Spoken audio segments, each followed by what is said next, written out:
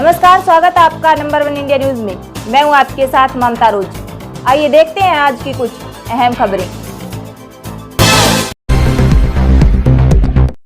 भारत में अप्रैल के पहले 2 सप्ताह के दौरान ईंधन की बिक्री में गिरावट आई है।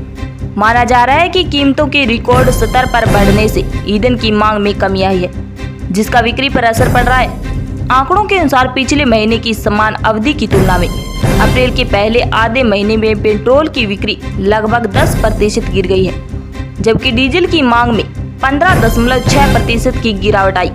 यहां तक कि रसोई गैस LPG, जिसकी बिक्री में महामारी की अवधि के दौरान भी लगातार वृद्धि देखी गई थी, उसकी खपत में भी 1 अप्रैल से 15 अप्रैल के दौरान महीना दर महीना आधार पर 1.7% की गिरावट देखी गई।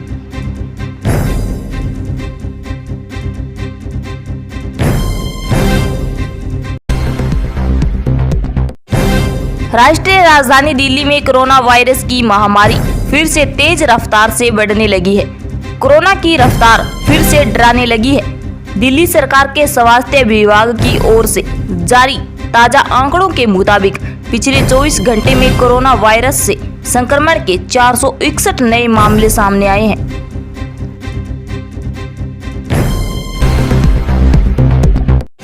राजधानी दिल्ली, हरियाणा, उत्तर प्रदेश, गुजरात और राजस्थान में दिन के समय भीषण गर्मी पड़ रही है।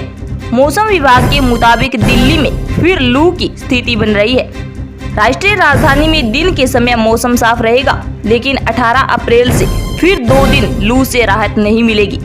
दिल्ली में आज 17 अप्रैल 2022 को न्यूनतम तापमान 27 डिग्री सेल्सियस और अधिकतम तापमान 41 डिग्री सेल्सियस रहेगा।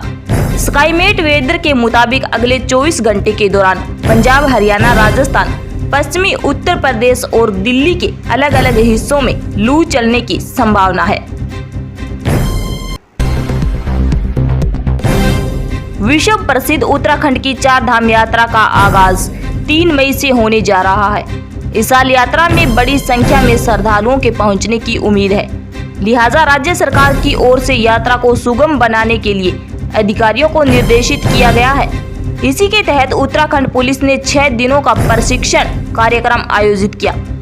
इसके तहत पुलिस लाइन में 89 दरोगाओं और कांस्टेबल को ट्रेनिंग दी गई। समापन सत्र में पहुंचे DGP अशोक कुमार ने सभी पुलिस के जवानों को अतिथि देव भव के भाव से पर्यटकों का स्वागत करने के लिए कहा।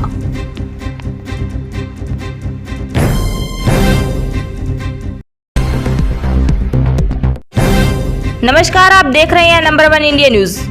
पेट्रोल, डीजल और CNG के दामों में नियमित वृद्धि के खिलाफ दिल्ली में टैक्सी, कैब और ऑटो यूनियन हड़ताल पर जा रहे हैं। ये हड़ताल 18 अप्रैल यानी सोमवार से अनिश्चित काल के लिए होगी। इस हड़ताल के बारे में जब नव भारत टाइम्स की टीम ने कैब ड्राइवर से बात की तो सुनिए उन्होंने क्या कहा।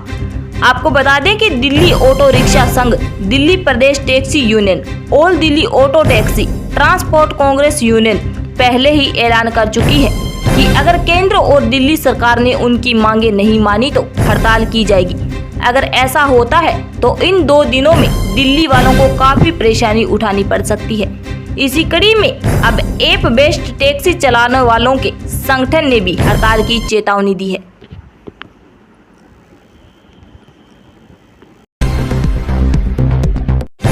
दिल्ली में शनिवार को जहांगीरपुरी में हुई हिंसा के बाद कड़े सुरक्षा इंतजाम किए गए हैं। वहीं दूसरी ओर यूपी के तमाम शहरों में सुरक्षा के लिहाज से पुलिस सड़कों पर उतर गई है। कासगंज से लेकर कानपुर तक पुलिस ने शनिवार और रविवार को फ्लैग मार्च कर लोगों से शांति बनाए रखने की अपील की। ADG कानून व्यवस्था प्रशांत कुमार का कहना है कि प्रदेश में सभी पुलिस अधिकारियों को अपने अपने क्षेत्र में पूरी सतर्कता बरतने के साथ ही लगातार भ्रमणशील रहने के निर्देश दिए गए हैं। खुफिया तंत्र को भी अलर्ट कर दिया गया है और सभी प्रकार की सूचनाओं का संकलन करने व उन्हें लेकर पूरी सतर्कता बरतने के निर्देश भी दिए गए हैं, जिससे कहीं शांति व्यवस्था प्रभावित न हो। हर छोटी घटना को भी पूरी गंभीरता से लेकर त्वरित कार्रवाई करने के साथ ही शरारती तत्वों पर कड़ी नजर रखने को कहा गया है। हनुमान जयंती के बारे में पूर्व में ही सतर्कता बरतने के निर्देश दिए गए थे। बीते दिनों रामनवमी और अंबेडकर जयंती महावीर जयंती तथा गुड फ्राइडे इत्यादि पर्व बहुत ही सकुशल तरीके से लोगों के सहयोग से आपसी भाईचारा के साथ मनाया गया था। आज जैसे ही ये दिल्ली में घटना हुई है, शासन के द्वारा तथा पुलिस मुख्यालय के द्वारा सभी हमारे जो फील्ड के अधिकारी हैं उनको ये निर्देश दिए गए हैं कि लोग तत्काल अपने क्षेत्र में भ्रमणशील हो जाएं तथा आसूचना संकलन के कार्य में भी तेजी लाएं। इसके साथ ही साथ लोग पेट्रोलिंग करें और संवेदनशील जगहों पर आवश्यक पुलिस व्यवस्थापन करें और पीएसी का भी व्यवस्थापन करें। विशेषकर जो हमारे दिल्ली से सटे इलाके हैं, दिल्ली पुलिस के साथ हमारा लगातार रियल टाइम इंफॉर्मेशन शेयरिंग चल रहा है और हमारे अधिकारी उनसे संपर्क में हैं। गाजियाबाद पुलिस, बागपत की पुलिस तथा मेरठ जोन के वरिष्ठ अधिकारी लगातार भ्रमणशील हैं और इसके अतिरिक्त पूरे प्रदेश में सतर्कता बरतने के निर्देश दिए गए हैं। साथ ही साथ ये भी यहाँ कहना आवश्यक होगा कि किसी भी तरीके से यहाँ कोई डिस्टर्बेंस होने नहीं दिया जाएगा और उपद्रवी तत्वों के विरुद्ध सख्त कार्रवाई के निर्देश शासन के द्वारा दिए गए। सर, ऐसी अगर कोई घटना होती है तो उसके बाद देखा जाता है कि सोशल मीडिया पे कई लोग और खास करके एंटी सोशल एलिमेंट बहुत एक्टिव हो जाते हैं, जगह जगह पे अफवाह फैलाते हैं या और जो उन्माद फैलाने की उनकी कोशिश रहती है। तो सोशल मीडिया मॉनिटरिंग किस तरह से करी जाएगी? सोशल मीडिया मॉनिटरिंग हमारी पूरी 24 घंटे यहाँ चलती रहती है। कोई भी गलत सूचना जैसे ही आता है हम फैक्ट चेक हैंडल से उसको डिनाई करते हैं और ऐसे लोग जो कि रूमर फैलाते हैं उनके विरुद्ध कार्रवाई भी करते हैं। तो हमारी सोशल मीडिया टीम भी लगातार अलर्ट मोड में है और हम लोग चीज़ों को देख रहे हैं। हम लोग पिछले काफ़ी दिनों से लगातार शहर में जो है फुट पेट्रोलिंग करते हैं, जनता के बीच में भी जाते हैं, लोगों से बात करते हैं और ये शासन का जो आदेश है उसके अनुरूप हम लोग लगातार कर रहे हैं। पुलिस आयुक्त महोदय ने आज जो डलही में स्थितियां उत्पन्न हुई हैं, हालांकि हमें पूरा विश्वास है कि कानपुर में ऐसी कोई स्थिति नहीं होगी, फिर भी हमने सबको यहाँ पे पुलिस मुख्यालय का भी आदेश है, पुलिस आयुक्त महोदय का आदेश है, तो हम सारे ही लोग हाई अलर्ट पे वर्क कर रहे हैं।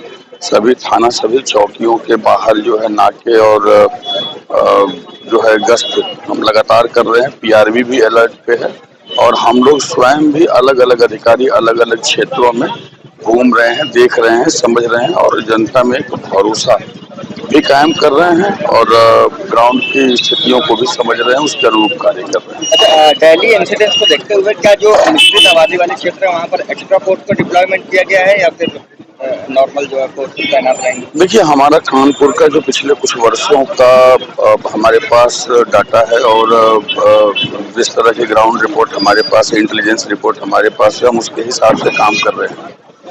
और अभी आपने देखा होगा कि जितने भी त्योहार थे यहाँ पे एक ही दिन जो है होली भी थी और उसी दिन शब-ए बारात भी थी, जुम्मे की नमाज भी थी और आपने ये भी देखा होगा कि रामनवमी का भारत में विभिन्न हिस्सों में थोड़ी बहुत चीजें हुई, लेकिन यहाँ पे कुछ भी ऐसा हो नहीं रहा है।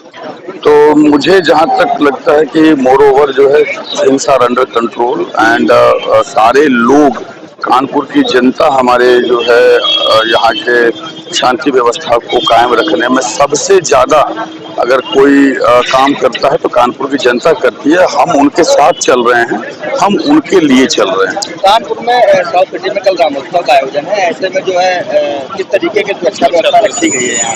रामोत्सव के लिए हमने अतिरिक्त पुलिस बल तैनात कराए हैं और पुलिस आयुक्त महोदय स्वयं इस स्थान का भ्रमण करके सारी चीजों को देखे और उन्होंने हमें निर्देश दिए।